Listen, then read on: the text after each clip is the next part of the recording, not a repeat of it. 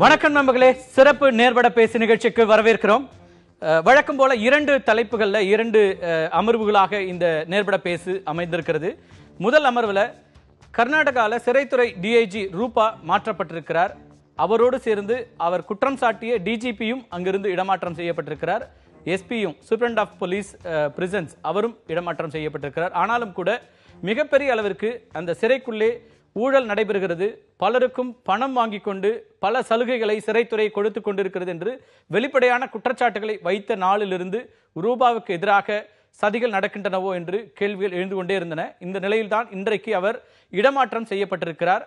அவருடைய இடமாற்றம் என்பது மிகப்பெரிய அளவிற்கு நாடு முழுவதும் விவாதத்தை ஏற்படுத்தி இருக்கிறது. ஒரு விசில் ப்ளோவர் அதிகாரியாக இருந்த ஒருவர் இடமாற்றம் செய்யப்பட்டிருக்கிறார் என்று நாடு முழுவதும் விவாதிக்கப்படக்கூடிய ஒரு சூழலாக மாறி இருக்கிறது. குறிப்பாக தமிழகத்தை பொறுத்தவரை அவர் சொன்ன குற்றச்சாட்டுகளில் குறிப்பான குற்றச்சாட்டு, சசிகலாவிற்கு 2 கோடி ரூபாய் பணம் வாங்கி கொண்டு நிறைய சிறப்பு சலுகைகள் வழங்கப்பட்டன என்கிற குற்றச்சாட்டை முன்வைத்திருந்தார். அந்த சிறப்பு சலுகைகளை செய்து கொடுத்தது டிஜிபி சத்யநாராயண ராவ். சிறைத்துறையினுடைய டிஜிபியாக இருக்கின்ற சத்யநாராயண ராவ் 2 கோடி ரூபாய் இந்த பணம் பெற்றுக்கொண்டுதான் இப்படியான ஒரு சலுகைகளை கொடுத்தார் என்று பல குற்றச்சாட்டுகளை அவர் அடிப்படையாக வழங்கியிருந்தார். அவருடைய குற்றச்சாட்டுகளை அவருடைய அதிகாரிகளுக்கும் மேலதிகாரிகளுக்கும் அனுப்பியிருந்தார். இந்த சூழலில் தான் இந்த இடமாற்றம் நடைபெற்றிருக்கிறது. இந்த இடமாற்றம் என்பது துறை சார்ந்த நடவடிக்கையாக பார்க்க வேண்டுமா அல்லது கர்நாடக அரசு ஊழலுக்கு துணை போயிருக்கிறதா என்கிற விவாதம் தான் முதல் அமர்வாக இருக்கின்றது. இரண்டாவது அமர்வில் நடிகர் கமலஹாசனை குறித்து பல்வேறு சர்ச்சைக்குரிய கருத்துக்களும் கடுமையான விமர்சனங்கள் முன்வைக்கப்படுகின்றன. தமிழகத்தில் லஞ்சம் ஊழல் இருக்கிறது என்று கமலஹாசன் சொன்ன அந்த குற்றச்சாட்டின் தொடர்ச்சியாக தமிழக அமைச்சர்கள் கடுமையான விமர்சனங்களை அவர் மீது வைத்துக் கொண்டிருக்கிறார்கள். இந்த கடும் விமர்சனங்களுக்கு இடையே திமுக, இடதுசாரிகள் உள்ளிட்ட கட்சிகள் அவருக்கு ஆதரவாக, காங்கிரஸ் உள்ளிட்ட கட்சிகளும் கூட அவருக்கு ஆதரவாக கருத்தை குறிப்பிட்டுக் கொண்டிருக்கிறார்கள். மதிமுகவுடைய வைகோவும் அதே போன்றது ஒரு கருத்தை இன்றைக்கு முன்வைத்திருக்கிறார். அது குறித்து இரண்டாவது அமர்வில் விவாதிக்க இருக்கின்றோம். இந்த முதல் அமர்வில் நம்மோடு இணைகிறார்கள் ஓய்வு பெற்ற ஐபிஎஸ் அதிகாரியும் புரட்சி தலைவி அம்மா அணியினுடைய சார்பாகவும் திரு திலகவதி அவர்கள் நம்மோடு, திருமிகு திலகவதி அவர்கள் நம்மோடு இணைகிறார். அதே போல அதிமுக அம்மா அணியின் சார்பாக கர்நாடக மாநில செயலாளர் திரு புகழேந்தி நம்மோடு இணைகிறார். காங்கிரஸ் கட்சியின் மூத்த தலைவர்கள் ஒருவரும் சட்டமன்ற உறுப்பினருமான விஜயதரணி நம்மோடு இணைகிறார். பாரதிய ஜனதா கட்சியிலிருந்து மூத்த தலைவர்கள் ஒருவரான திரு எஸ்.ஆர். சேகர். அனைவருக்கும் வணக்கம். இந்த பணியிட மாற்றம் என்ன அடிப்படையில் செய்யப்பட்டிருக்கிறது? விஜயதரணி, உங்கள்கிட்ட இருந்து தொடங்கலாம். காங்கிரஸ் ஆட்சி அங்கே இருக்கிறது, அந்த அடிப்படையில் சித்தராமையா மீது கூட கடுமையான விமர்சனங்கள் முன்வைக்கப்படுகின்றன. சமூக வலைதளங்களில் கடும் விமர்சனங்கள் முன்வைக்கப்படுகின்றன. ஒரு விசில் ப்ளோயர் அதிகாரி அவர் குற்றச்சாட்டுகளை முன்வைத்தார். அவர் மீது இப்படி ஒரு நடவடிக்கை எடுப்பது சரியா அப்படிங்கிற கேள்வி இல்லை. இதுல 2 விஷயமா இதை பார்க்க வேண்டும். ஒன்று முதலாவது நான் சொல்ல விரும்புவது என்னன்னா, இதில் குற்றச்சாட்டு என்பது முதலமைச்சர் மேலேயோ அமைச்சர்கள் மேலேயோ கரப்ஷன் சார்ஜஸ் அவங்க யார் மேலேயும் கிடையாது. நாம் அதை பார்க்க வேண்டிய ஒன்று. அதை ஒரு புறம் வைத்துக்கொள்வோம். இன்னொரு சைடில் ஒரு அட்மினிஸ்ட்ரேட்டிவ் ஆங்கிளில் கூட நிர்வாக ரீதியான ஒரு பணியிட மாற்றம் என்பது பார்க்க வேண்டிய ஒன்றாகவும் இருக்கிறது. மூணாவது விஷயம், முக்கியமான விஷயம் என்னன்னு நினைக்கிறேன்னா, இதில் அந்த சிறைத்துறையில் தவறு நடந்திருக்குன்ட்டு அந்த சிறைத்துறையில் இருக்கிறவங்களையும் பணியிடம் மாற்றம் பண்ணியிருக்காங்க. அந்த குற்றச்சாட்டு யார் அதை ஆய்வு செய்து நான் இந்த தவறு நடந்திருக்குன்னு சொன்னாங்களோ அவங்களுக்கும் ஒரு பணியிட மாற்றம் தரப்பட்டிருக்கு. அதே போல யார் இதில் இந்த லஞ்ச ஊழலில் ஈடுபட்டு இருக்கிறார் என்று கூறப்பட்டிருக்க அந்த டிஜிபி அவருக்கும் பணியிட மாற்றம் செய்திருக்கேன். இதுல நீங்க ஒரு விஷயத்தை, நல்ல விஷயத்தை பார்க்கணும். குற்றம் சாட்டியவர், குற்றச்சாட்டுக்கு உள்ளானவர் எல்லாரையும் ஒரே தளத்துல வைத்து பார்ப்பது என்பது என்ன நீதி? இல்ல, அப்படிதான். அதாவது குற்றம் சாட்டியவர் விசாரணை ஆரம்பிக்குது, சிறையில விசாரணை இன்றைக்கு தொடங்குகிறது. விசாரணையினுடைய முடிவுல இந்த அரசாங்கம் ஒரு நடவடிக்கை எடுத்திருந்ததுன்னா அதுக்கு குறைந்தபட்சமா இந்த ஆதாரங்கள் இருக்கு, நாங்கள் விசாரித்தோம், நடவடிக்கை எடுக்கிறோம். குற்றம் சாட்டியவரையும் குற்றச்சாட்டுக்கு உள்ளானவரையும் ஒரே தளத்துல வைத்து பார்ப்பது சரியா? இதுதான் சிறந்த அரசாங்கத்தின் நடவடிக்கையா நான் பார்க்கிறேன். ஒரு குற்றம் என்று வந்துவிட்டால் சாட்டப்பட்டவராக இருந்தாலும் சரி, அந்த குற்றத்தில் ஈடுபட்டவராக இருந்தாலும் சரி, அவங்க எல்லாருமே வேற இடத்துல அவங்கள வைத்து அதன் உள்ளேயே வைத்து விசாரணை செய்தால் மீண்டும் ஆதாரங்கள் அழிக்கப்படும். அது சரி கிடையாது. ஆகையால் உண்மையான விசாரணை என்று நடைபெற வேண்டுமானால் அனைவருமே இந்த மாற்றத்திற்கு உள்ளாக்கப்பட வேண்டும். யாரும் புகார் கொடுக்க கூடாது, எந்த குற்றச்சாட்டையும் சொல்லக்கூடாது. குற்றச்சாட்டு சொன்னா நீங்களும் இப்ப வந்து நடவடிக்கைக்கு உள்ளாக்கப்படுவீர்கள் அப்படிங்கிற மெசேஜ் போகுது. அதாவது ஒரு தவறான குற்றச்சாட்டை கூட முன் வச்சிருக்கலாம், நமக்கு தெரியாது. அதுதான் நீங்க விசாரணையை தொடங்குறீங்க. அந்த விசாரணையை நடத்தி முடிச்சு ஒரு வாரத்திற்கு பிறகு இப்படியான ஒரு நடவடிக்கை எடுத்திருந்தாலும் விசாரணை அடிப்படையில நாங்க நடவடிக்கை எடுக்கிறோம் சொன்னா அதுக்கு ஒரு அடிப்படை இருக்கும். எந்த அடிப்படையும் இல்லாம எல்லோரையும் ஒரே தட்டில் வைத்து பார்ப்போம் என்பது எந்த விதத்தில் சரியான ஒரு முடிவு. ஏன் நான் சொல்றேன், இப்ப முதலாவது வந்து அரசாங்கம் வந்து இந்த பணியிட மாற்றம் செய்வதில்லை, டிஜிபி தான் செய்யறாரு. அரசாங்கத்தினுடைய அனுமதி இல்லாமல் எந்த ஊர்ல எந்த டிஜிபி செய்ய முடியும்? இவங்க திலகவதி தமிழ்நாடு வேற கர்நாடகா வேற, எல்லா ஊர்லயும் நீங்க வந்து ஹோம் மினிஸ்ட்ரியை பொறுத்த வரைக்கும் இந்த உத்தரவில் கையெழுத்திட்டு இருப்பது ஆளுநர். ஆளுநருக்கு இங்கிருந்து பிரிஃபரன்ஸ் இல்லாம அரசுல இருந்து சொல்லப்படாமல் ஆளுநர் கையெழுத்து போடுறதுல இந்த நடைமுறை உங்களுக்கு தெரியும். இதெல்லாம் தெரியாம நடந்துடல. 4 நாட்களாக விவாத பொருளாக இருக்கிறது.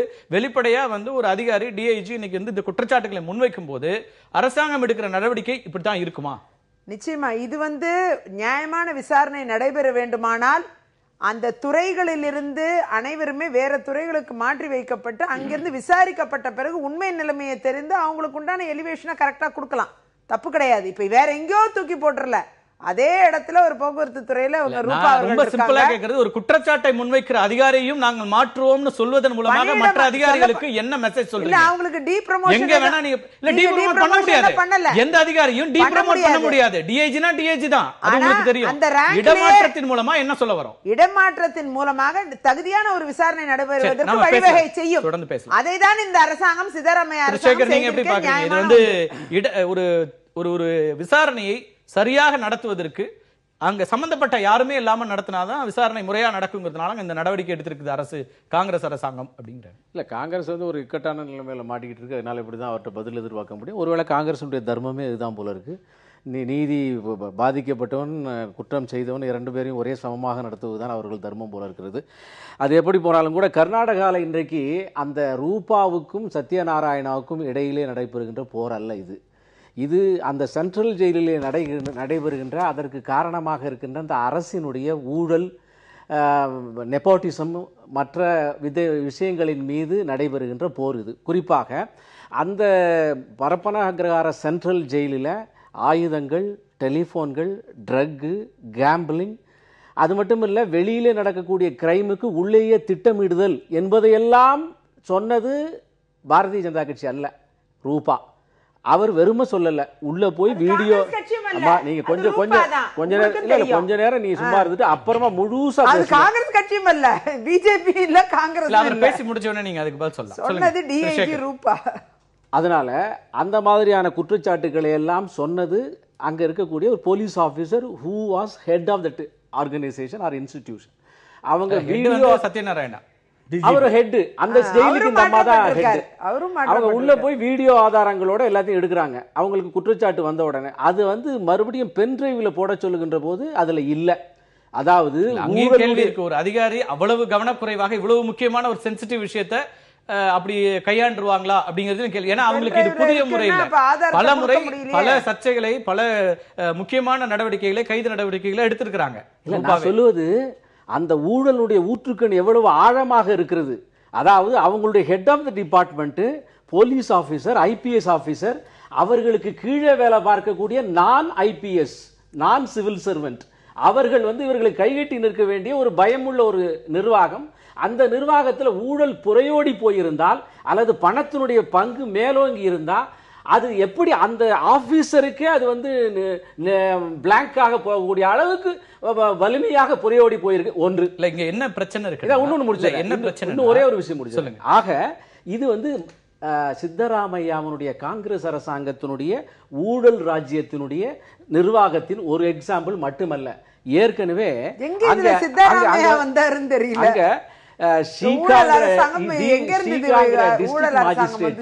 அதே மாதிரி மிஸ்ஸஸ் லட்சுமிங்கிற ஐஏஎஸ் ஆபீசர், அனுபாமா ஷெனாய்ங்கிற டிஎஸ்பி, அவங்க வந்து காங்கிரஸ்காரர்கள் வீட்டுக்கு முன்னால போய் தர்ணா பண்ணினால் ராஜினாமா செய்தவர். அதே மாதிரி அந்த கேவி ஜார்ஜினுடைய அராஜகம் தாங்காம தப்பான குற்றச்சாட்டுகள் கணபதி ஐபிஎஸ் தற்கொலை செய்து கொண்டார். இதே மாதிரியாக அந்த சித்தராமையாவுடைய ஆட்சியில இப்படிப்பட்ட சிவில் சர்வன்ட்ஸுக்கு ஏற்பட்ட மன உளைச்சல், தட் மீன்ஸ் இவ்வளவு ஊழல்களை பொறுக்க முடியாத அளவிற்கு அதனுடைய கடைசி வெளிப்பாடு தற்கொலை செய்து கொண்டது இவராலன்னு நிரூபிச்சிருக்காங்களா? இந்த நடவடிக்கை எடுத்ததால் மட்டுமல்ல, அவர் பாராட்டப்பட வேண்டியவர். ஏனென்றால் இவ்வளவு தைரியமாக அடிப்படையில ரூபா குற்றச்சாட்டு அளவுல இருக்கிற ஒரு குற்றச்சாட்டை நம்ம புறந்தள்ளிட முடியாது அப்படிங்கறதுல எல்லாமே தொடங்குது. ஆனால் இந்த குற்றச்சாட்டுகளுக்கு ஆதாரம் எங்கேங்கிறது அங்க இருக்கிற சிக்கல். ஒரு ஆதாரம் கூட இதுவரைக்கும் இல்லாத. இப்ப இந்த செய்திகள் எல்லாம் பத்திரிகையில வந்தது. அவங்க டிஐஜி ரூபா அவர்கள் பேட்டி கொடுத்திருக்கிறார். அந்த பேட்டி சத்யநாராயணாவுக்கு கவுண்டராக தான் சில விஷயங்கள் சொல்லியிருக்கிறார் என்று அந்த ப்ளூ புக் அவங்க ஒர்க் கண்டிஷன்ல சொல்லியிருக்கிறார்கள். இப்ப அவர் சொன்னதனாலே வெளியே வந்திருக்கிறது. அவர் சொன்னதனால முதல்ல வந்திருக்கிறது. வந்ததை ஒரு தரப்புக்கு அது எதிராக இருக்கிறது, குறிப்பாக ஆளுங்கட்சிக்கு எதிராக இருக்கிறது என்பதாலே ஆதாரம் எங்கேன்னு கேட்கிறோம். அந்த ஆதாரங்கள் அழிக்கப்பட்டு ஆதாரம் இல்லாம ஒரு விஷயத்தை குற்றச்சாட்டை வச்சா நிச்சயமா கேட்கதான் செய்யும். எந்த நிலையிலும் ஆதாரம் இருக்க வேண்டியிருக்கும். அதுவும் அவங்க நான் இதெல்லாம் ஆதாரங்களை திரட்டினேன், ஆனா அது கடைசி நேரத்துல அழிக்கப்பட்டு விட்டது அப்படின்னு சொல்றது எவ்வளவு தூரம் அது சரியா இருக்க முடியும்? அதாவது இப்ப அங்க ஒரு ஐஏஎஸ் ஒரு ரிட்டையர்டு சிவில் சர்வெண்ட் தான் விசாரணை நடத்தி இருக்கிறார். இது ஒரு ஜுடிஷியல் கமிஷன் போட்டு விசாரணை நடத்தினா வேற. சிவில் சர்வெண்ட்ஸுக்குள்ளார என்ன கண்டிஷன் இருக்குன்னு தெரியாது, அவங்களோட ஒரு அரேஞ்ச்மெண்ட் இருக்காங்கிறது தெரியாது, அவ்வளவு தூரத்துக்கு வெளிப்படையாக சொல்வார்களா என்பதும் தெரியாது. மாறாக அங்கே பாரதிய ஜனதா கட்சி கேட்பது ஜுடிஷியல் என்கொயரி. அதற்கு காரணம் ஏற்கனவே அந்த அரசாங்கத்தில் இதே மாதிரி சிவில் சர்வெண்ட்ஸும் ஐபிஎஸ் ஐஏஎஸ் ஆபீசர்களும் ராஜினாமா செய்திருக்கிறார், மிரட்டப்பட்டிருக்கிறார், தற்கொலை செய்திருக்கிறார் என்பதெல்லாம் வந்திருக்கிறது. எனவே ஆட்சியினுடைய ஊழலுக்கு நிதி, அது மட்டும் இல்ல, முக்கியமான விஷயம் சிறைச்சாலைக்குள்ளே கிரைம் திட்டம் போடப்படுகிறது, சிறைச்சாலைக்குள்ள கேம்பிளிங் நடக்கிறது, அப்படிங்கெல்லாம் சொல்லியிருக்காங்க. அது மட்டும் இல்ல, சிறைச்சாலைக்குள்ளார ஆயுதம் வருகிறது, ட்ரக் வருகிறது. எனவே இது ஒரு மிக பிரம்மாண்டமான குற்றச்சாட்டு. சாதாரண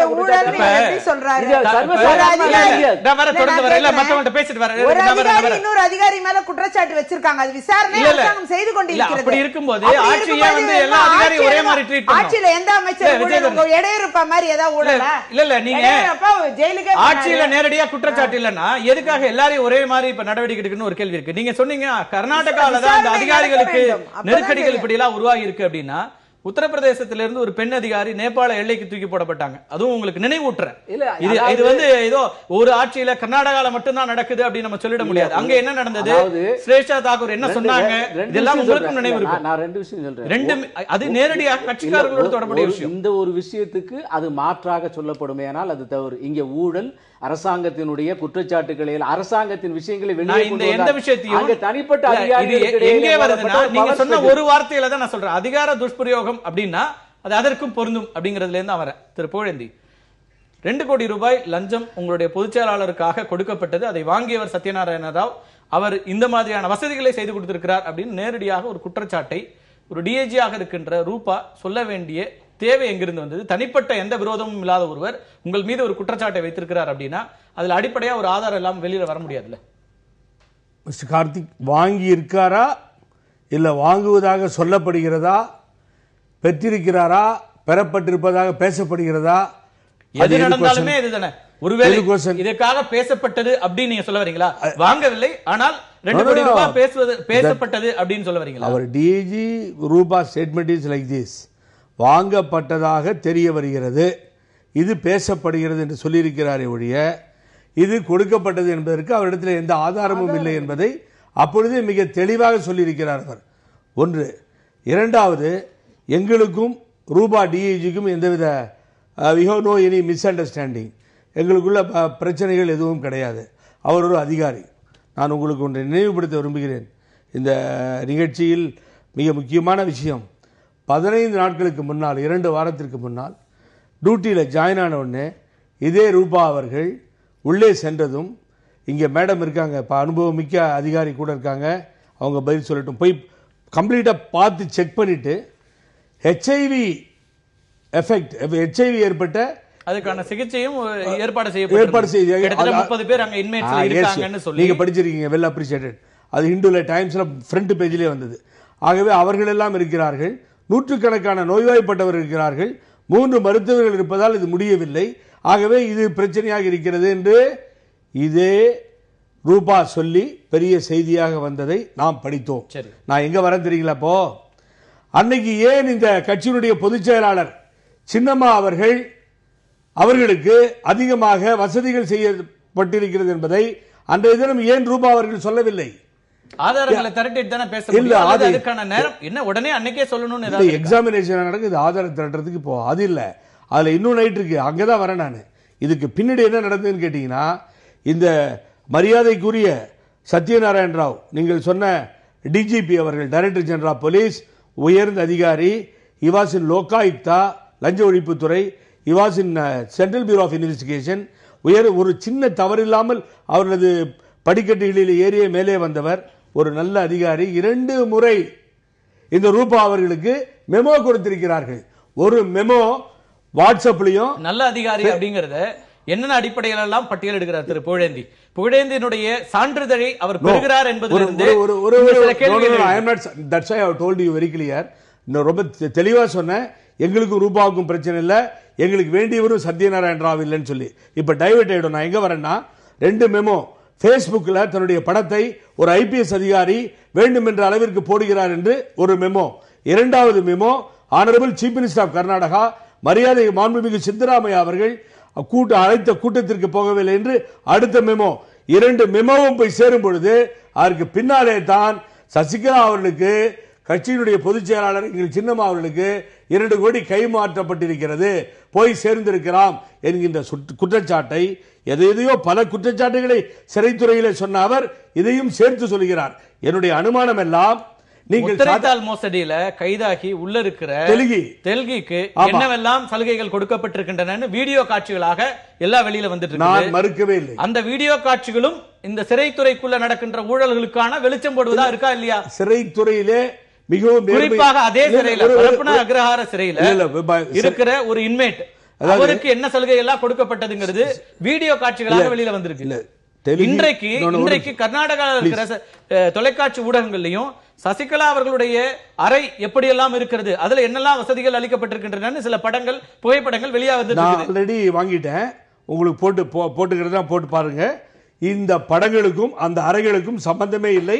நான் already store this kind information.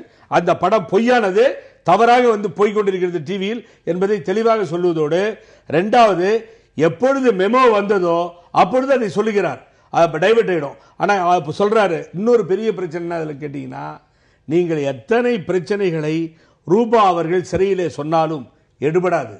ஆனால் ஒரே ஒரு பெயரை சொல்லும் பொழுது நாடு முழுவதும் ரூபாவை நோக்கி பார்க்கிறது.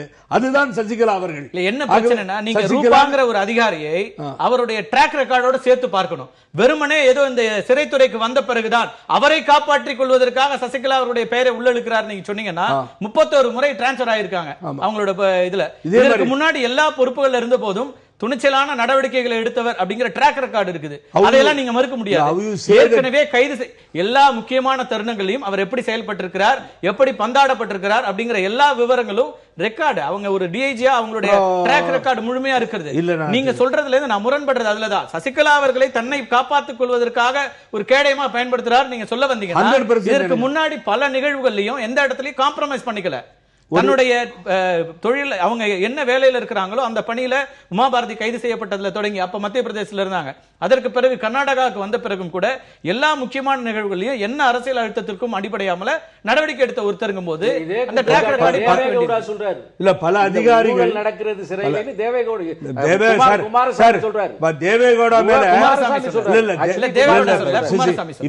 தேவேகவுடா தேவேகவுடா எப்படிப்பட்டவர் என்பதை குமாரசாமியோட அல்லது அவருடைய தந்தையை பற்றின விவாதம் இது இல்ல. ரூபா வைத்திருக்கிற குற்றச்சாட்டுகள் நம்ம தொடர்ந்து பேசலாம்.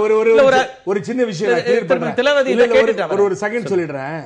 அரசியலுக்கு அப்பாற்பட்டே கொண்டு போங்க. ஏன்னா இது அரசியல் பண்ண என்னுடைய சகோதரர் சேகர் விரும்புறது வேண்டாம். நான் ஒன்னு சொல்றேன், மேடம் சொல்ல, நான் சப்போர்ட்டா காங்கிரஸுக்கு பேசல. நான் ஒன்னு சொல்றேன், அந்த கொலை செய்யப்பட்ட அந்த தற்கொலை செய்து கொண்ட அந்த அதிகாரி தற்கொலை செய்து கொண்ட பின்னால் அந்த பழி அங்கே இருந்த கேஜே ஜார்ஜ் என்கின்ற உள்துறை அமைச்சர் மேலே சுமத்தப்பட்டது. ராஜினாமாவை தூக்கி எறிந்திருக்கிறார். ராஜினாமாவை தூக்கி எறிந்து அதற்கு பின்னால் நிரூபிக்கப்படவில்லை என்று சொன்ன பின்னால் திரும்பவும் மந்திரியாக மீண்டும் இருக்கிறார். சிலதையெல்லாம் நாம நினைத்து பார்க்க வேண்டும். ஏதோ பேச வேண்டும் என்பதற்காக பேசக்கூடாது.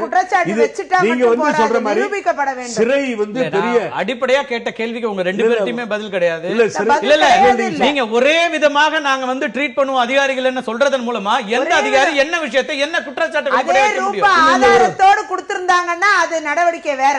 இன்னைக்கு ஆதாரமே இல்லாம ஒரு வார காலத்துல இல்ல இன்னைக்கு ப்ரோப் இன்னைக்கு தொடங்குறீங்க. உங்க அரசாங்கம் அமைத்த ப்ரோப் இன்னைக்கு தொடங்குது. இன்னைக்கு விசாரணை நடக்கிறது. தொடங்கும் போது நீங்க அந்த விசாரணையின் முடிவுல ஒரு நடவடிக்கை வந்ததுன்னா கேள்வி கேட்க மாட்டாங்க. இந்த அடிப்படையில விசாரணை ஆணையம் எப்படி அறிக்கை கொடுத்திருக்கிறது, நாங்க நடவடிக்கை எடுக்கிறோம்.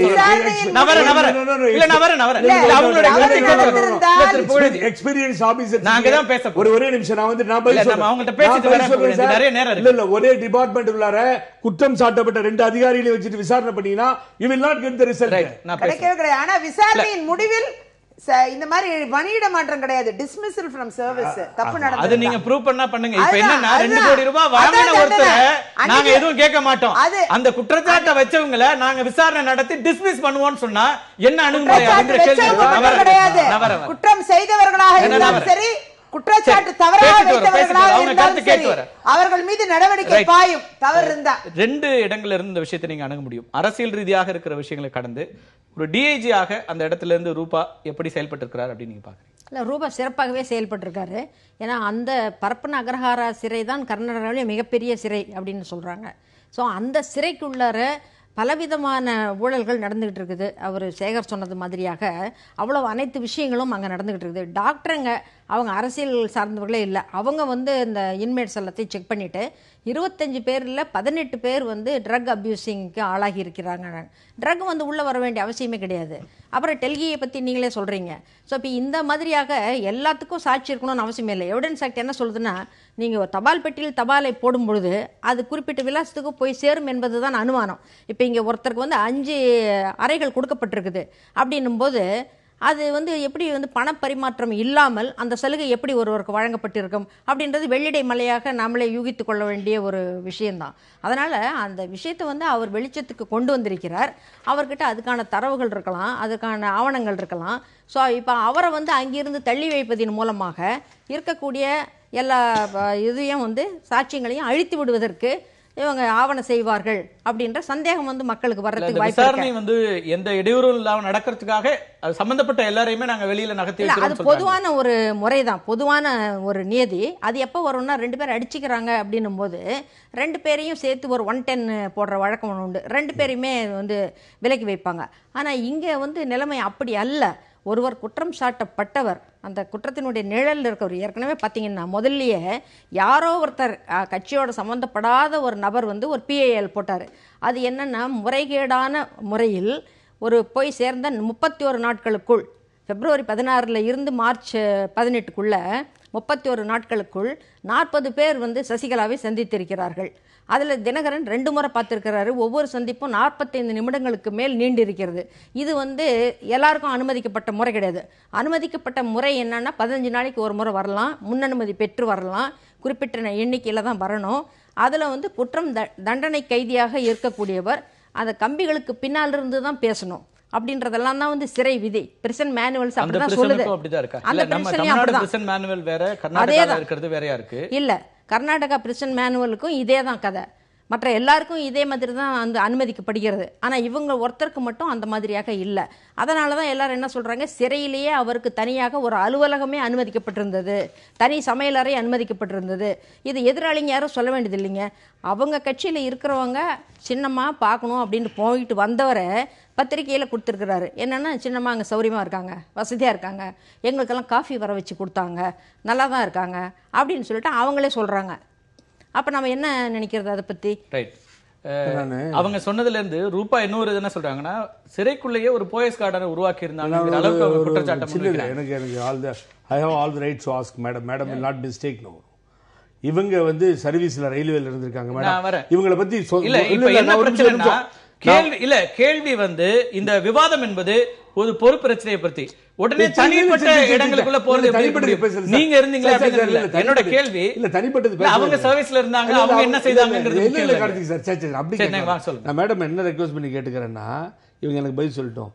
எப்பயாவது ஒரு அதிகாரி தன்னுடைய மேல் அதிகாரிக்கு சொல்லாமல் நேரடியாக பிரஸுக்கு போய் சொன்னதுண்டா? ஐபிஎஸ் ஆபீசர்ஸ் ஏதோ தே ஃபவுண்ட் சம்திங் ராங், கஞ்சா பிடிச்சாங்க, ரிப்போர்ட் அனுப்பிட்டு அதுக்கு பிறகுதான் பத்திரிகையை பார்த்தாங்க. எது ரிப்போர்ட் அனுப்பிச்சாங்க, அதுக்கு நடவடிக்கை இல்லை. அதற்கு பிறகு நான் ஊடகங்கள் மூலமா சொல்றேன். I am very sorry that DGP Satyanarayana Rao opened the cover after reported, wrongly reported, elaborated, everything is over. டிவியில போன பின்னாடி பிரஸ்காரங்க போய் கேட்கிறப்போ எல்லா கவரையும் கொட்டி அதுல ₹1 கவர்னு ஓபன் பண்ணதை கண்கூடா நம்ம பிரஸ் பார்த்திருக்கு.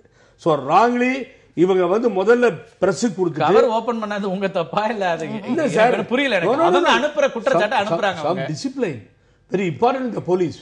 You cannot நான் இல்லைங்க சார், நான் பிரஸ், நான் பொலிட்டிஷியன் முக்கியமா டிசிப்ளின் முக்கியமா? இல்லைங்க, இப்ப நம்ம அதிகாரிகள் பேட்டி கொடுக்கவே இல்லை. இங்க நான் உதாரணம் சொல்றேன். நீங்க சொல்ற எல்லாமே உண்டு, அவங்க டிசிப்ளின் இதெல்லாம் இருக்கு. ஆனா இங்க நீங்க கடற்கரையில என்ன நடந்துச்சு ஜல்லிக்கட்டு போராட்டத்துலன்னு சொல்லி டெபுட்டி கமிஷனர் பாலகிருஷ்ணன் பத்திரிகையாளர்கள்ட்ட பேசுவதற்கு அனுமதிக்கப்பட்டார், பேசினார். எல்லா தருணங்கள்லயும் எல்லா அதிகாரிகளும் பேச. இது மட்டும் இல்ல, ஒவ்வொரு முறையும் ஒரு பிரச்சனை வரும்போது பத்திரிகையாளர்களை சந்திக்கிறதுங்கிறது அதிகாரிகள் நிறைய இடங்கள்ல சொல்லிட்டு இருக்காங்க. இந்த இடத்துல அவங்களுக்கு வேறு வழி இல்லாம நான் மீடியால பேசுறேன். நான் என்ன சொல்றேன், நீங்க டிசிப்ளினரி ஆக்ஷனை பத்தி பேசுறீங்க. நான் சொல்ற குற்றச்சாட்டினுடைய தன்மை என்னங்கறத முதல்ல பார்க்கணும். குற்றச்சாட்டுடைய தன்மைக்கு ஆதாரம் வேண்டும்.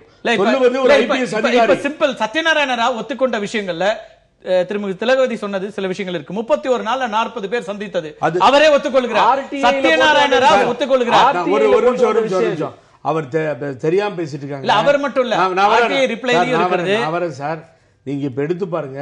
நான் 3 தடவை சந்திச்சேன், 3 தடவை தான் என்ட்ரி இருக்கு. அங்க அவங்களோட மிஸ்டர் சுதாகரன், விஎன் சுதாகரன் இருக்காரு. இங்க இருந்து அமைச்சர்கள் பார்த்தார்கள், எம்எல்ஏக்கள் பார்த்தார்கள். பார்த்து விட்டு ஒவ்வொரு முறையும் வெளியில் பத்திரிகையாளர்களிடம் சொன்னீங்க. நாங்கள் தான் பார்த்தோம், நான் தான் அழைத்து சென்றேன், நான் தான் சாட்சி. அந்த டிஜிபிக்கு 6 பேர் அலோவ் பண்றதுக்கும் சீனியர் சூப்பரண்டுக்கு 8 பேர் அலோவ் பண்றதுக்கும் சட்டத்தில் இடம் இருக்கு. 15 நாளைக்கு ஒரு முறை தான் பார்க்க முடியும். இந்த 40 பேருன்னு சொன்னது தவறு. 28 டேஸ்ல 32 மெம்பர்ஸ் சொல்லி ஆர்டி ரைட் ஆஃப் இன்ஃபர்மேஷன் ஆக்ட்ல ஒருத்தர் எடுத்து சொன்னாரு. அதுல என்ன நடந்திருக்குன்னு கேட்டீங்கன்னா, நாட் ஒன்லி எங்களுடைய பொதுச் செயலாளர், அதுக்கு பின்னாடி விஎன் சுதாகரன், மேடம் இளவரசி அம்மா, இப்படி 3 பேர் அங்கே இருப்பதால் அதையும் சேர்த்துதான் அந்த பிகர் வந்தது. இதுதான் நடந்தது. உள்ள போகும்போது சீல் போடுறான் சார். அப்புறம் அதுக்கு பின்னாடி கேமரா. இந்த ஆர்டிஐ ரிப்ளை பத்தி கேள்வி எழுப்பும் போது சத்யநாராயண ராவ் சொல்றாரு, அந்த இடத்துல அவர் முழுமையா மறுக்கல. இப்படி சந்திப்புகள் நடந்தது அவர் மறுக்கல. அரசியல் ரீதியாக இருக்கிறதுனால சில சந்திப்புகள் நடந்ததுதான், அதிகப்படியாக சில பேர் பார்த்தாங்கதான்றத அவர் பத்திரிகையாளர்கிட்ட சொல்றாரு. டிஜிபி பிரசன்ஸ், நீங்கள் யாரை பாராட்டினீர்களோ அவர் ஒத்துக்கொள்ற விஷயம் அது. அப்ப அந்த இடத்துல என்ன நடக்குது? அப்போ ஏதோ ஒரு இடத்துல அவர் ஒரு லீனியன்ஸ் காமிச்சிருக்காரு, உங்களுக்காக அவர் செயல்பட்டு இருக்கிறார். நிச்சயமா செய்ய மாட்டாரு. நம்ம தொடர்ந்து பேசுவோம். ஒரு பிரேக் எடுத்து புதிய தலைமுறை சார்பா சொல்றேன். when I met him twice, என்னையே ஒரு தடவை 15 நாள் ஆகலன்னு சொல்லி அதே அதிகாரி என்ன அலோவ் பண்ணல. இட் இஸ் ரெக்கார்டட் நவ. இதுல யாரெல்லாம் என்ன பேசினாங்க, இன்னைக்கு எத்தனை அறைகள் இருக்கு கொடுக்கப்பட்டிருந்தது, அதையெல்லாம் உங்களால மறுக்க முடியுமா? நம்ம தொடர்ந்து பேச ஒரு சிறிய இடைவேளைக்கு பிறகு நேர்பட பேசு தொடரும். கர்நாடக டிஐஜி, சிறைத்துறை டிஐஜி ரூபா மாற்றப்பட்ட விவகாரம் குறித்து விவாதித்துக் கொண்டிருக்கிறோம். திரு புகழ், இந்த இடைவேளைக்கு முன்னாடி நிறைய பேசிட்டு இருந்தோம். அவங்களுடைய 2வது பத்திரிகையாளர் சந்திப்புல பல குற்றச்சாட்டுகளை அடிப்படையாக சொல்றாங்க. ரூபாவே நீங்க கேள்வி எழுப்பியிருந்தீங்க, அவங்க போய் பார்த்துட்டு ஏன் எதுவும் சொல்லல, 10 நாளுக்கு முன்னாடி பார்த்தாங்க, ஹெச்ஐவியால பாதிக்கப்பட்ட அந்த இன்மேட்ஸ் எல்லாம் இருந்தாங்க, அவங்கள பத்தி சொன்னாங்களே, இதை சொல்லலன்ட்டு. அதுக்கு தான் அவங்க சொல்றாங்க, கடந்த 10ஆம் தேதி ஜெயிலுக்குள் சென்று அங்க போயிட்டு வந்த பிறகு இது தொடர்பாக சிறை அலுவலகத்தில் வைக்கப்பட்டிருக்கிற புத்தகத்திலும் குறிப்பிட்டிருக்கிறேங்கிறாங்க. என்னெல்லாம் சொல்லப்பட்டது அப்படின்ட்டு. சில கைதிகள் போலீஸ் அதிகாரிகளின் ஒத்துழைப்போடு கஞ்சா உட்பட போதைப் பொருட்கள், பீடி, சிகரெட், மதுபானங்களை பயன்படுத்துவதாகவும் சூதாட்டத்தில் ஈடுபடுவதாகவும் தெரிவித்தனர். இதையும் அவங்க மென்ஷன் பண்றாங்க. குறிப்பாக உங்ககிட்ட தொடர்புடையதாக பேசணும்னா, ஊழல் வழக்கில் தண்டிக்கப்பட்ட சசிகலாவுக்கு விவிஐபி வசதி, சிறப்பு சலுகைகளும் வழங்கப்பட்டு இருக்கிறது. ஜெயிலில் சசிகலாவை பார்க்க வருகிறவர்களுக்கு சிறை கண்காணிப்பாளர் கிருஷ்ணகுமார் அறை அருகில் தனி இடம் உருவாக்கப்பட்டுள்ளது.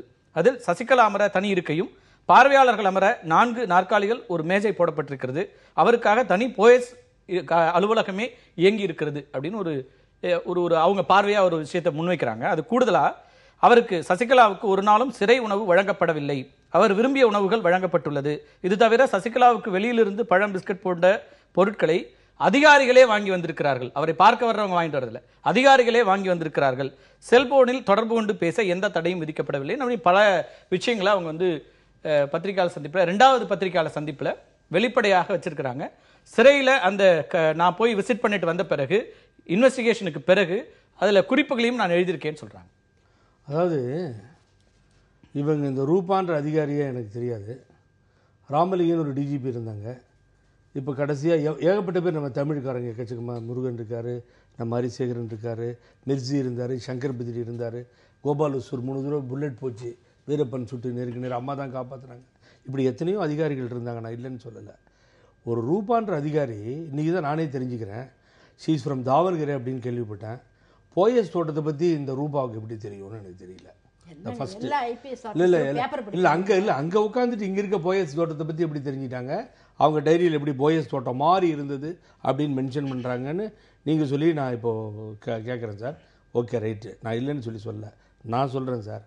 நான் போய் நேரடியாக கேட்டேன், அம்மா வெளியிலேருந்து ஃபுட்டுக்கு அரேஞ்ச் பண்ணலாமா, அப்ளிகேஷன் போடலாமா, இதுக்காக கவர்மெண்ட்டை உத்தரவு வாங்கலாமான்னு சொல்லி, வேண்டாம் புகழேந்தி, தேவையில்லை, தயவு செஞ்சு அந்த ஃபுட்டெல்லாம் நான் சாப்பிட்றதுக்கு ரெடியாக இல்லை, வேணாம் விட்டுருங்க. உள்ளேயே வந்து ஒரே ஒரு குக்கு தான், 4500 பிரிசனர்ஸ், ஒரு குக்கு தான். ஆனால் பிரிசனர்ஸ் தான் குக், ஒரு வட்ட பிரிசனர்ஸ், வேறு பிரிசனர்ஸ் இருக்காம பாருங்க, அவங்க தான் குக் பண்ணி கொடுப்பாங்க கார்த்திக் சார். அதுதான் உள்ளே நடக்கும்.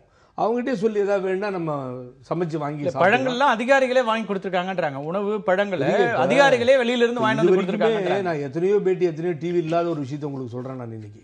ஏன்னா இது சீரியஸாக போயிட்டு இருக்கு இந்த மேட்ரு. இன்னைக்கு என்னன்னு கேட்டிங்கன்னா, நான் சந்தித்த மிஸ்டர் சத்யநாராயண ராவ் ஆகட்டும், இதே இன்னொரு அனிதான்னு ஒரு எஸ்பி இருக்காங்க, அவங்களாகட்டும், நான் ரொம்ப ரெக்வஸ்ட் பண்ணி ஏதாவது கொடுக்குறேன்னு சொல்கிறப்ப தான் என்கிட்ட சொன்னாங்க, உயிருக்கு ஆபத்து இருக்குது, நீங்கள் விளையாட்டுத்தனமாக நீங்கள் கொடுக்குறதுலாம் கொண்டு போய் நாங்கள் கொடுக்க முடியாது, அவங்க ரிலேஷன்ஸ் வராங்க, நீங்கள் வரீங்க, யாரோ வராங்க, ஏதாவது நடந்து போச்சுன்னா யார் சார் ரெஸ்பான்சிபிலிட்டி, எங்களுக்கு we got it intelligence report.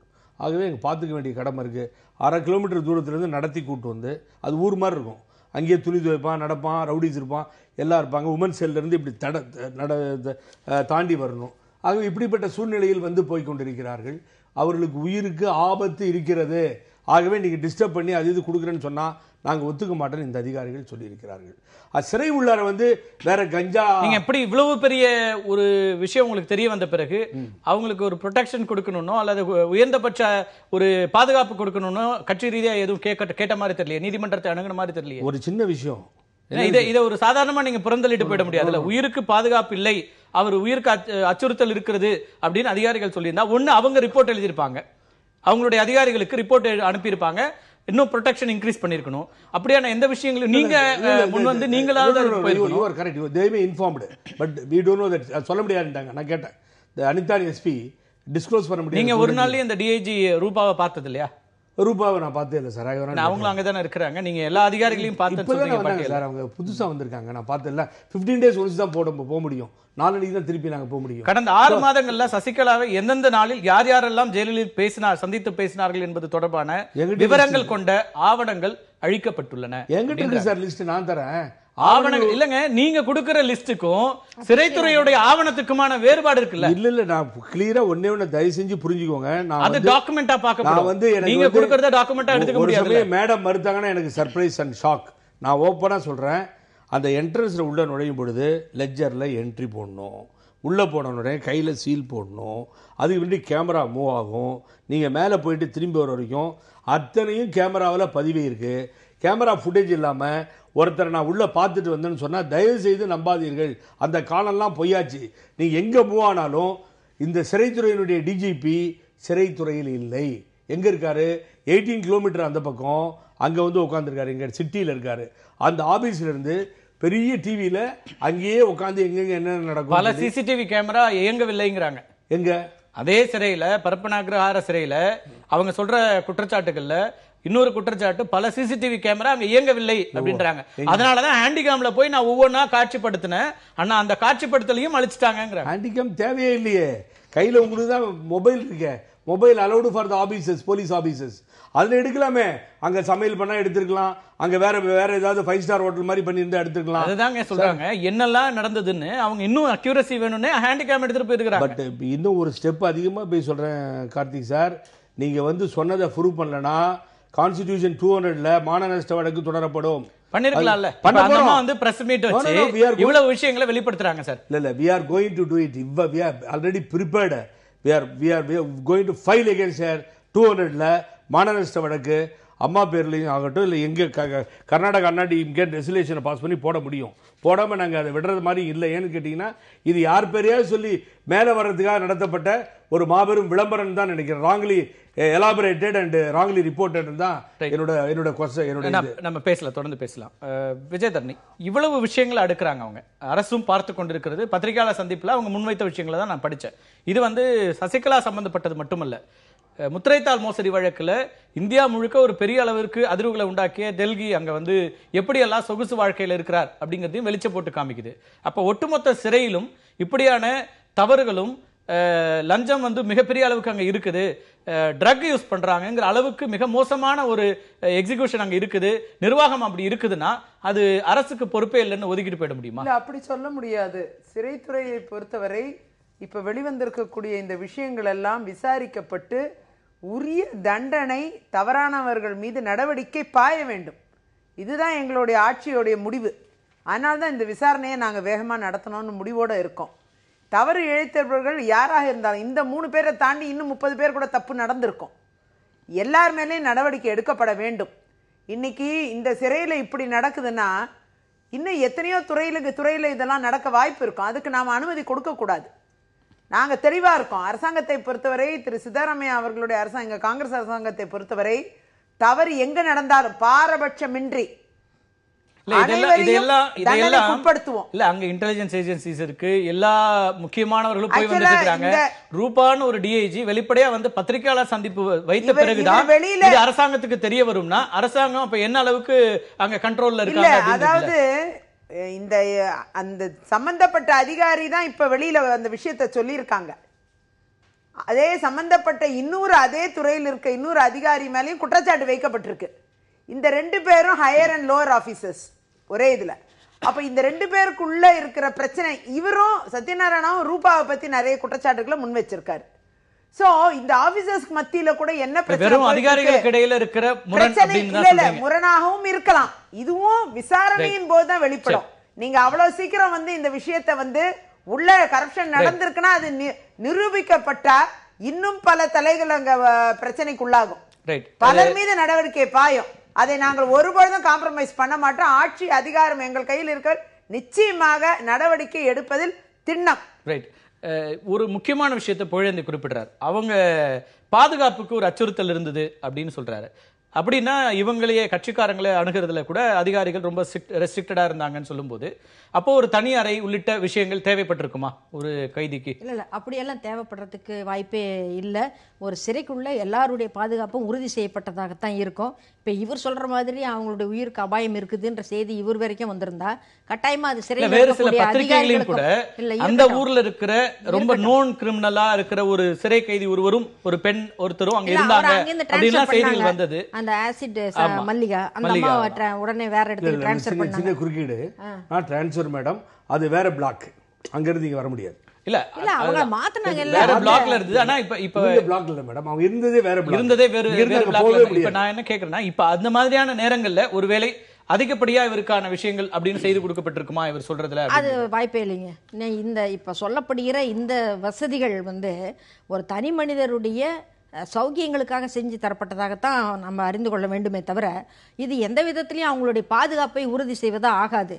பாதுகாப்பை உறுதி செய்வதற்காக செய்ய வேண்டிய காரியங்கள் என்னன்னாக்க 4 பேர் 2 பேரும் அவங்கள எந்நேரமும் வாட்ச் பண்ணிக்கிட்டே இருக்கணும் அப்படின்னு சொல்லிட்டு போடுவாங்க. அது அவங்களுக்கு மேலும் இடைஞ்சலை தான் உருவாக்கும். ஆமா, அந்த மாதிரி. சோ அதனால முன்வைக்கும் போது ஒரு பெண் அதிகாரியா அவங்களுக்கு இப்ப என்ன சவால்கள்லாம் இருக்கு அப்படின்னு பாக்குறீங்க? ஏன்னா ஒரு பக்கம் அரசாங்க நடவடிக்கை எடுக்குது, ஒரு புறம் வந்து என்ன நடந்ததுன்னா இப்ப அந்த ரூபா வந்து இந்த தகவலை வெளியே வந்து சொல்லியிருக்காங்க. எனக்கு தெரிஞ்ச அளவில் ரூபா ஒரு நேர்மையான அதிகாரின்னு தான் பேர் எடுத்திருக்கிறாரு, திறமையான அதிகாரின்னு தான் பேர் எடுத்திருக்காரு. எந்த ஒரு ஐபிஎஸ் ஆஃபீஸருக்குமே அவங்க பெறக்கூடிய விளம்பரங்களின் அளவை எடை போட்டு அவங்களுக்கு வந்து பதவி உயர்வுகளோ மற்ற எதுவும் தரப்படுவது கிடையாது. அது வேற விஷயம். அரசு வந்து அவங்களை எங்கேயும் மாற்றம் செய்வதற்கான அதிகாரம் உள்ளது, அது செய்வாங்க. ஆனா இந்த புகாரை அவர்கள் சொல்லிய மாத்திரத்தில் அவங்கள வந்து அன்னவ் பண்றது மாதிரியாக உடனடியாக இவர் 4 மெமோ கொடுக்குறாரு, கவர்மெண்ட் 4 மெமோ கொடுக்குது. அப்புறம் இப்போ இவர் புகழேந்தி வந்து நான் 200ல் மான நஷ்டீடு வழக்கு போடுவேன்வாரு. இதெல்லாம் வந்து ஒரு நேர்மையான அதிகாரிக்கு ஒரு சவாலாக ஒருபோதும் இருக்காது. இதெல்லாம் எளிதாக வெல்லலாம். இதெல்லாம் வந்து மிக எளிதாக வெல்லலாம். அவருக்கும் வந்து சர்வீஸ்ல நிறைய ப்ரொடெக்ஷன்ஸ் இருக்கு. ஒரு ஐபிஎஸ் ஆஃபீஸருக்கு யூபிஎஸ்சி வந்து கட்டாயமாக ஒரு பெரிய சப்போர்ட்டும் இருக்கலாம். அவங்க ஏற்கனவே பல விஷயங்களை பார்த்திருக்காங்க. கணவரும் ஐஏஎஸ் அதிகாரியா இருக்கிறாரு. அவங்க வந்து 16 வருஷம் சர்வீஸ் பண்ணியிருக்கிறாங்க. ஏற்கனவே 16 வருஷம் சர்வீஸ் பண்ணியிருக்காங்க. ஸோ அந்த சர்வீஸ்லேயே அவங்களுக்கு வந்து இவ்வளவு பெரிய குற்றச்சாட்டை நம்ம சொல்கிறோம் அப்படின்றது. இப்போ என்னன்னு கேளுங்க, இப்போ பேசுகிற விஷயமே இங்கே நடந்து இப்போ நாம் பேசிட்டு இருக்கிற விஷயத்திலே நீங்கள் கூட பார்த்தீங்கன்னா இதில் முதன்மையான விஷயம் வந்து எப்படி சசிகலாவுக்கு இத்தனை சலுகைகள் அனுமதிக்கப்பட்டது, அதுக்கு பின்னணியில் இருக்கிறவர்கள் யார், அப்படி அனுமதிக்கப்பட்டதா இல்லையா அப்படின்ற விஷயம்தான் வந்து முக்கியத்துவம் பெற வேண்டுமே தவிர அவர் ரூபா வந்து பேட்டி கொடுத்தது சரியா தவறா அதெல்லாம் டெக்னிக்கல் இஷ்யூஸ். அது ஒன்றும் அந்த அளவுக்கு பெரிய அந்த கனத்தை வச்சு பார்க்கும் பொழுது இதுதான் முக்கியமான விஷயம். ஆகவே இதை விட்டுட்டு நம்ம வந்து அது வேற மாதிரி பண்றதோ அதை அரசியலாக்குவதோ அவங்க கட்சி ஆட்சியில் இருக்கிறதுனால அதை டிஃபெண்ட் பண்ணி பேசணும்னு விஜயதாரணி நினைக்கிறதோ அதை வந்து தாழ்த்தி பேசணும்னு சேகர் நினைக்கிறதோ எல்லாம் சரியான அணுகுமுறையாக எனக்கு தோணலை. இல்லை, நேரம் ரொம்ப குறைவா இருக்கு. சேகர், இறுதியா உங்களுடைய கருத்துல இப்ப ஒரு விசில் ப்ளோயர் அதிகாரியாக அவங்க இருந்திருக்காங்க. ரொம்ப முக்கியமா சசிகலாவுக்கு இப்படியான விஷயங்கள் செய்யப்பட்டிருக்கின்றன அப்படின்னு அவங்க குற்றச்சாட்டு நிரூபிக்கப்படுகிறது என்றால் அதனுடைய தன்மைகளை தான் நம்ம அதிகமா விவாதிக்கணுமே தவிர அதை விட்டுட்டு டிசிப்ளினரி ஆக்ஷன் எடுக்கணும் அல்லது டெக்னிக்கல் இஷ்யூஸ் அப்படின்னு போறதே தவறு அப்படிங்கிற ஒரு பார்வையை முன்வைக்கிறாங்க. ரொம்ப குறிப்பா இந்த குற்றச்சாட்டினுடைய அடிப்படை ஒன்னு சசிகலா, டெல்கி இருவருக்குமான இந்த சலுகைகள் அவரை போன்ற மற்றவர்களும் இருக்கலாம். அவர்களுக்கு கொடுக்கப்பட்ட சலுகைகள், அதற்கு பின்னால் இருக்கின்ற அதிகாரம் படைத்தவர்கள் யார், அதுக்கு பின்னாடி எவ்வளவு பணம் இங்கே டிரான்சாக்ட் பண்ணப்பட்டிருக்கு, எவ்வளவு ஊழல் நடந்திருக்கிறது அப்படிங்கிற விஷயத்துக்குள்ளெல்லாம் போகணும் அப்படிங்கிறது திலகவதியோட பார்வையா இருக்கு. உங்களுடைய எதிர்பார்ப்பு? நான் இங்கே திரும்ப இப்ப புகழேந்தியினுடைய ஒரு விஷயத்தை நான் ஏற்றுக்கொள்கிறேன்.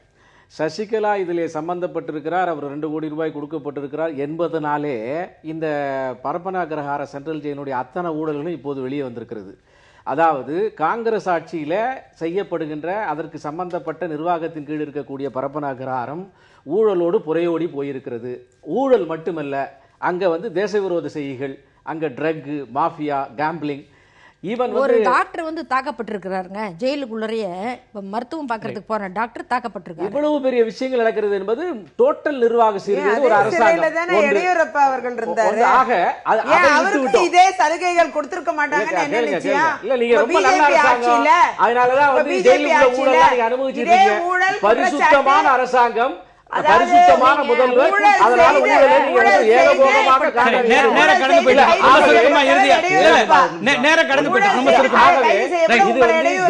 சசிகலா, டெல்லி, இது சம்பந்தப்பட்ட விஷயங்கள் மட்டுமல்ல, இதற்கு பின்னால இருக்கிறது அரசாங்கத்தின் சீர்கேடு, ஊழல். ஆக இது உடனடியாக பார்க்கப்பட வேண்டும், கமிஷன் வைத்து விசாரிக்கப்பட வேண்டும். இதுல ஒரே ஒரு கடைசியாக வந்த அக்யூஸ்ட் வந்து சசிகலா. ஆகவே இது உலகத்துக்கு தெரிந்திருக்கு. இது வந்துங்க நியாயமான விசாரணை வேணும்னு சொன்னாக்க ஒரு நீதிபதி வச்சுதான் விசாரிக்கணும். ஒரு இவங்க எல்லாருமே வந்து அதிகாரிகளாக இருக்கிறாங்க. இவங்கள வந்து ஒரு அதிகாரியை வச்சு விசாரிக்கிறது ஜுடிஷியல் என்கொயரி அப்படின்னா அதுல வந்து நியாயம் வெளியில வராது. Supporting he was the chief secretary Mr. Vinay. I think that அப்பவே நமக்கு தெரியும் சீஃப் செக்ரட்டரியா யார போடுவாங்க. ரெண்டாவது வந்து உங்களுக்கு வந்து இல்ல, ஒரு டிஜிபி பத்தி விசாரணைக்கு நீங்க அதிகாரி ஒருத்தரை விசாரிக்கிறது எப்படி சரியா இருக்க முடியும்? ஒரு ஜுடிஷியல் என்கொயரி இருந்தா இன்னும் சரியா இருக்கும்ங்கிறது அவங்க பார்வை. வேற ஒண்ணும் இல்ல. நாங்கள் சந்திக்க தயார். நான் ஒரு சின்ன விஷயம் இப்ப கிளியர் பண்ணிடுறேன். இவ்வளவு விவாதத்துல ரொம்ப சுருக்கமா இல்ல என்ன ஸ்பெஷலிட்டிஸ் கொடுத்ததா இந்த கட்சியினுடைய பொதுச் செயலாளருக்கு சொல்லிட்டு இருக்காங்க. இது வரைக்கும் புரியல. இல்ல, எல்லாமே சொல்லிருக்காங்க. நான் படிச்சு காமிச்சிருக்கேன். என்ன ஸ்பெஷலிட்டிஸ்? என்ன ஸ்பெஷலிட்டிஸ்? 5 அறைகள் இருந்தது, தனியா இருக்கிறது, அதெல்லாம் அவங்க சொல்லிருக்காங்க. ஒரு நிமிஷம், நான் இங்க பாருங்க. சசிகலாவுக்கு சிறப்பு சமையலறை, சிறப்பு வரவேற்பு அறை, பெரிய அளவிலான டிவி வழங்கப்பட்டுள்ளது. சசிகலாவின் அறை முழுவதும் விலை உயர்ந்த தரை விரிப்பு, ஜன்னல் ஸ்கிரீன், பெரிய மெத்தை, ஏசி வசதிகள் செய்யப்பட்டுள்ளன. ஜெயிலில் பல சிசிடிவி கேமராக்கள் இயங்கவில்லை. இதெல்லாம் அவங்க வச்சிருக்கிற குற்றச்சாட்டு. கார்த்திக் சார்ல இதெல்லாம் அவங்க வச்சிருக்கிற குற்றச்சாட்டு. தலைமுறை சார்பா சொல்றேன். அந்த 5 அறையும் உங்களது ஏசி ரூமும் என்ன வேணா சொல்லிட்டோம், 5 ஸ்டார் அது இது ஒன்றே ஒன்று நிரூபிக்கப்பட்டால் அரசியல் விட்டு வெளியே போயிடும். Right. நம்ம தொடர்ந்து பேசலாம். நேரம் கடந்து விசாரணை நடத்தப்பட்ட பிறகுதான் உண்மை தெரியும். தேவைப்பட்ட ஜுடிஷியல் என்கொயரி வேணும்னா அதுவும் வைக்க தயங்காது காங்கிரஸ். ரொம்ப முக்கியம். ஒவ்வொரு முறையும் இது போன்ற விசில் ப்ளோயர் அதிகாரிகள் ஒரு முக்கியமான பிரச்சனைகளை வெளிப்படுத்தும் போதெல்லாம் இயல்பான முறையில இடமாற்றம் செய்யப்படுகிறார்கள். ஒரு இடமாற்றம் வருகிறது, அது நார்மல் ஒரு டிரான்ஸ்ஃபர் தான். இதை ஏன் நீங்க இப்படி கோணங்களோடு பார்க்க வேண்டும் என்று ஒவ்வொரு முறையும் சொல்லப்படுகின்ற ஒரு விஷயமாக இருக்கிறது. இதிலும் நாங்கள் விசாரணை நடத்துகிறோம், விசாரணையினுடைய முடிவுல உறுதியாக நடவடிக்கை எடுப்போம் என்று காங்கிரஸ் கட்சியின் சார்பாக முன்வைக்கப்படுகிறது. அங்கே சித்தராமையாவும் அதே கருத்து தான் முன்வைக்கிறார். பொறுத்திருந்து பார்க்கலாம். ஒரு சிறிய இடைவேளைக்கு பிறகு கமலுடைய கருத்தும் அவருக்கு எதிரான குற்றச்சாட்டுகளும் சர்ச்சைகளும் குறித்து விவாதிக்க இருக்கின்றோம். நேர்பட பேசி தொடரும் ஒரு சிறிய இடைவேளைக்கு பிறகு. எதிர்த்து பேசிட்டு